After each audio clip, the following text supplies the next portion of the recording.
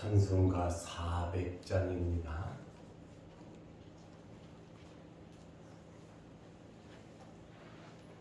찬송가 400장. 험한 시험 물속에서 나를 건져주시고 노한 풍랑 지나도록 나를 숨겨주소서. 주여 나를 돌보시사 고이 품어주시고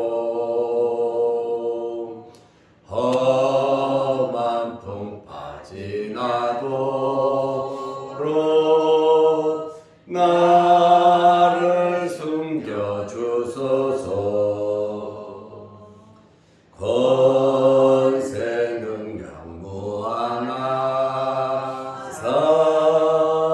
모든 시험 이기고 풍랑까지 다스리는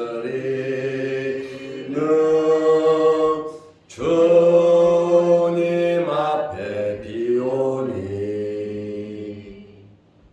주여 나를 돌보시사 고이 품어주시고 험한 풍파 지나도록 나를 숨겨주소서. 죄악 길에 빠지니 뭐 캄캄한 데 헤매며 부르짖는 나의 원 들으소서. 내 주여 주여 나를 돌보시사 고이 품어주시고 험한 풍파 지나도록 나를 숨겨주소서.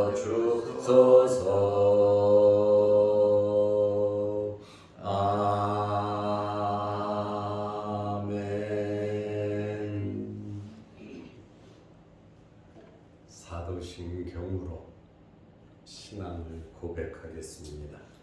전능하사 천지를 만드신 하나님 아버지를 내가 믿사오며 그 외아들 우리 주 예수 그리스도를 믿사오니 이는 성령으로 잉태하사 동정녀 마리아에게 나시고 본디오 빌라도에게 고난을 받으사 십자가에 못 박혀 죽으시고 장사한 지 사흘 만에 죽은 자 가운데서 다시 살아나시며 하늘에 오르사 전능하신 하나님 우편에 앉아 계시다가 저리로서 죽은 자를 심판하러 오시리라. 성령을 믿사오며 거룩한 공예와 성도가 서로 교통하는 것과 죄를 사하여 주시는 것과 몸이 다시 사는 것과 영원히 사는 것을 믿사옵나이다. 아멘. 하나님의 말씀 누가복음 4장 38절 39절입니다. 예수께서 일어나 회당에서 나가사 시몬의 집에 들어가시니 시몬의 장모가 중한 열병을 앓고 있는지라. 사람들이 그를 위하여 예수께 구하니 예수께서 가까이 서서 열병을 꾸짖으신데 병이 떠나고 여자가 곧 일어나 그들에게 수종드니라. 아멘. 39절 말씀까지 보았습니다. 오늘 우리 조병락 장로님 나오셔서 앞에 다 앉아 계시니까 꽉 찬 기분이 듭니다. 우리 장로님들 건강하시고 하는 일마다 잘 되시기를 바랍니다. 우리 이용철 장로님도 감기 빨리 나으시고 건강하시기를 바랍니다. 우리 권사님들 기도 제목 아름답게 이루어지시기를 바랍니다. 어제는 우리 권사님 모셔서 닝게르를 하나 맞춰 주셔서 제가 오늘은 좀 더 가볍습니다. 엉덩이 주사도 한 대 맞았고 여러모로 신경 써 주시고 기도해 주시고 또 약도 만들어서 갖다 주시고 신경 써 주시는 모든 분들께 대단히 감사드립니다. 목사는 하나님의 은혜로 살고 또 성도들의 사랑을 받으며 성도들의 관심과 기도를 통해서 목사가 살아가고 있습니다. 여러분들의 많은 관심, 기도 부탁드립니다. 예수님께서 가버나움 회당에서 더러운 귀신 들린 자를 고치셨고 예수님의 소문이 사방으로 퍼졌습니다. 이제 회당에서 나오신 예수님께서 어디로 가셨냐면 베드로의 집으로 가셨습니다. 지금까지는 이 베드로가 부름받은 내용 누가는 기록하지 않았어요. 갑자기 베드로의 집이 등장하고 베드로가 등장을 하고 있습니다. 예수님께서 베드로의 집으로 가셨는데 누가복음 4장 38절입니다. 예수께서 일어나 회당에서 나가사 시몬의 집에 들어가시니 가버나움에 시몬의 집이 있었습니다. 그런데 시몬의 장모가 중한 열병을 앓고 있는지라 사람들이 그를 위하여 예수께 구하니 시몬의 장모가 중한 열병을 앓고 있었습니다.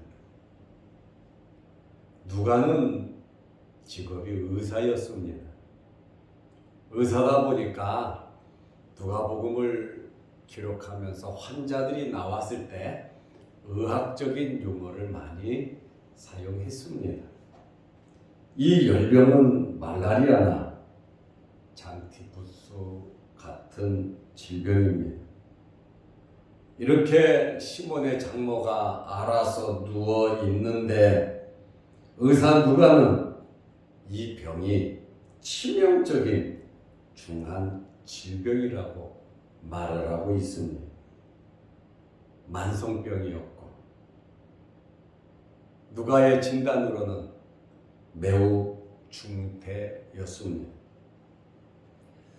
이러한 위기 상황에 예수님께서 베드로의 집으로 가셨습니다. 이러한 위기 상황은 예수님께서 병을 고쳐주실 수 있는 기회이고 또한 하나님께 영광을 돌릴 수 있는 기회가 되는 것입니다. 어렵고 힘든 일이 우리에게 있다 할지라도 오랫동안 병으로 질병으로 어려움을 겪고 있다 할지라도 예수님을 만나면 해결 방법이 있다는 사실을 믿으시기 바랍니다. 그러므로 우리에게 있는 크고 작은 어려운 문제들, 여러분의 기도 제목들 예수님을 만나면 해결이 되는데 어떻게 해서 예수님께서 베드로의 집에 방문했습니까? 베드로는 예수님의 첫 번째 부름을 받은 제자입니다. 그리고 가버나움에 가서 나사렛에서 이제 가버나움으로 오셨잖아요. 가버나움 회당에서 말씀을 전하시고 이제 오후에는 베드로의 집으로 간 겁니다. 예수님께서 베드로의 집에 간 것은 베드로가 있기 때문에 간 것이죠. 베드로의 이 제자로서의 그러한 부름을 받은 제자의 집에 예수님께서 가셨다라고 하는 그러한 말씀입니다. 이러한 만남, 우리의 소명을 통해서 많은 사람들에게 유익을 줄 수 있는 저와 여러분들이 되시기를 바랍니다. 베드로가 아니었다면, 베드로가 부름을 받지 않았다면, 베드로가 예수님을 몰랐다면 굳이 거기에 갈 이유가 없었겠지요. 예수님께서는 이렇게 제자들에게 관심이 있으십니다. 예수님께서는 예수님을 믿는 성도들에게 이와 같이 관심을 가지십니다. 우리가 어떤 어려움에 있는지 주님께서는 알고 계실 뿐 아니라 우리 주변에 우리가 아는 사람들 중에 어려움을 당하는 것도 알고 계시는데 우리를 통해서 또 저와 여러분들을 통해서 여러분 주위에 있는 사람들의 문제가 예수 그리스도를 소개함으로 해결되시기를 바랍니다. 이렇게 중간 역할하는 것, 그게 전도 아니겠습니까? 그게 하나님의 영광을 드러내고 또 우리 가까운 사람들 복을 받을 수 있는 기회를 주는 것이 아니겠습니까? 베드로가 부름을 받고 주님을 따라다니더니 가버나움에 와서 자기 집으로 방문했다. 예수님이 베드로의 집에만 간 것도 영광이죠. 그런데 장로가 누워 있었다. 중한 열병으로 생사의 기로에 있었던 것을 우리는 알 수 있습니다. 우리는 이 말씀을 통해서 베드로가 결혼을 했구나. 베드로가 결혼한 사람인 것을 알 수가 있습니다. 그리고 고린도전서 9장 5절에 보면 선교할 때 베드로는 아내를 데리고 다니면서 함께 선교를 했습니다. 주회를 한다고 아내를 다른 데 놓고 주회를 하는 것은 특별한 일이 아니라면 바람직하지 않습니다. 특별한 일도 있겠죠. 그러나 함께 하는 것이, 부부는 함께 하는 것이 성경적이라고 말씀을 드릴 수 있습니다. 그래서 선교할 때에도 베드로는 아내와 함께 선교를 했고, 이러한 여러 가지 자료를 보면 베드로 아내의 이름이 콘콜디아라고 하는 사람도 있고 펠페튜아라고 하는 사람도 있는데, 그러한 내려오는 이야기를 소개하면 베드로보다 먼저 베드로의 아내가 순교했다 이렇게 나와 있는 자료가 있고 역사학자들이 그렇게 기록을 해 놓았습니다. 그러니 베드로와 베드로의 아내가 얼마나 뜨겁게 열정적으로 주의 일을 했는가를 우리는 알 수가 있습니다. 베드로는 어부 생활을 하면서 장모를 모시고 산 것을 우리가 알 수 있습니다. 이제 사람들이 그를 위하여 예수께 구하니 안타까우니까 베드로의 집에 갔는데 베드로의 장모가 열병으로 다 죽어가고 있잖아요. 그러니 예수님께 사람들이 구했다. 참 이것도 아름다운 일이죠. 내 문제가 아닌데 베드로의 일이고 베드로 장모의 일인데 내 일과 같이 생각하면서 내 가족과 같이 생각하면서 예수님에게 좀 고쳐달라고 예수님께 구했습니다. 예수님을 만났습니다. 그리고 예수님께 사람들이 구했습니다. 예수님께서 어떻게 하셨습니까? 예수님께서는 절대로 모른다 하시는 분이 아니십니다. 누가복음 4장 39절에 보면 예수께서 가까이 서서 예수님께서 시몬의 장모의 머리곁에 서서 허리를 굽히셨다라는 말이에요. 그 여인을 가까이에서 쳐다보셨다는 말입니다. 가까이 서서 예수님께서 나름대로 진단하신 거죠. 열병을 꾸짖으신데 병의 원인을 아셨고 예수님께서 열병을 꾸짖으셨어요. 귀신이 들어간 것은 아니고 귀신을 꾸짖어 쫓아내셨기도 하셨지만 지금 베드로의 장모가 열병에 걸린 것은 귀신의 역사라고 보지는 않습니다. 예수님께서 바다를 꾸짖으신 것처럼 욥기서에 보면 하늘을 꾸짖으신 것처럼 베드로의 장모의 그 병의 근원을 예수님께서 꾸짖으신데 다시 말하면 예수님께서 말씀으로 치료해 주신 것입니다. 누가는 의사잖아요. 의사이면서도 예수님께서 의술로 베드로의 장모를 고친 것이 아니라 그 열병을 꾸짖으셨다. 주님께서 말씀하셨다는 거예요. 누가는 지금 의사이면서도 자기가 어떻게 해보겠습니다. 그게 아니에요. 예수님께서 말씀하시니까 예수님의 말씀에는 능력이 있고 예수님의 말씀은 치료의 역사가 일어나기 때문에 누가는 이것은 의술로 약으로 고친 것이 아니고 예수님께서 말씀으로 꾸짖으시니 병이 떠났다 이렇게 표현을 하고 있습니다. 예수님의 말씀은 또 예수님의 판단은 정확하다라고 하는 그러한 말씀이에요. 병이 떠나고 여자가 곧 일어나 그들에게 수종드니라. 베드로의 장모가 예수님 말씀하시니까 병이 떠났고 여자가 곧 일어나 그들에게 수종들었다. 베드로의 장모가 만성 질병에 있었어요. 오랫동안 아팠어요.